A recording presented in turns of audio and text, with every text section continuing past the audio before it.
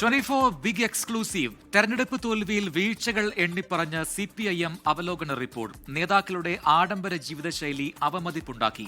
നേതാക്കൾ പെരുമാറ്റം നന്നാക്കണമെന്ന് റിപ്പോർട്ടിൽ പറയുന്നു. തെരഞ്ഞെടുപ്പ് മുദ്രാവാക്യവും പ്രകടന പത്രികയും ആകർഷകമായില്ല. തളിപ്പറമ്പിലെയും പയ്യന്നൂരിലെയും സ്ഥാനാർത്ഥി നിർണയത്തിൽ സംസ്ഥാന നേതൃത്വത്തിന് വീഴ്ച പറ്റിയെന്നും റിവ്യൂ റിപ്പോർട്ടിൽ പറയുന്നു. ഏരിയ കമ്മിറ്റി തലം വരെ നടന്ന ചർച്ചകൾ ക്രോഡീകരിച്ച് സംസ്ഥാന സമിതി തയ്യാറാക്കിയ അവലോകന റിപ്പോർട്ടിലാണ് പോരായ്മകളെ CPIM സ്വയം വിമർശനപരമായി സമീപിച്ചിരിക്കുന്നത്. പാർട്ടിക്കകത്ത് കടന്നു വന്നിട്ടുള്ള തെറ്റായ പ്രവണതകൾ പലയിടത്തും അവമതിപ്പുണ്ടാക്കിയിട്ടുണ്ട്. സഹകരണ ബാങ്ക് ക്രമക്കേടുകൾ ഈ സ്ഥിതിവിശേഷം സൃഷ്ടിക്കാൻ കാരണമായി. ചിലർ ആഡംബര ജീവിതശൈലി സ്വീകരിക്കുന്നതും ജനങ്ങൾക്കിടയിൽ അവമതിപ്പുണ്ടാക്കിയിട്ടുണ്ട്.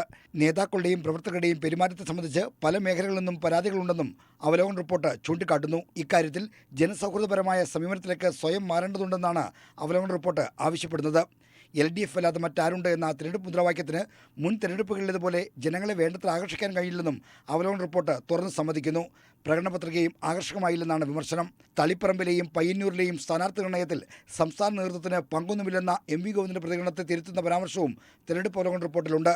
കണ്ണൂർ ജില്ലാ കമ്മിറ്റി ശുപാർശ ചെയ്ത സ്ഥാനാർത്ഥികളുടെ പേരുകൾക്ക് അനുമതി നൽകുമ്പോൾ സംസ്ഥാന സെക്രട്ടേറിയറ്റിനും സംസ്ഥാന സമിതിക്കും വീഴ്ച സംഭവിച്ചിട്ടുണ്ട് എന്നാണ് റിപ്പോർട്ടിലെ പരാമർശം. R. ശ്രീജിത്ത്, 24, തിരുവനന്തപുരം.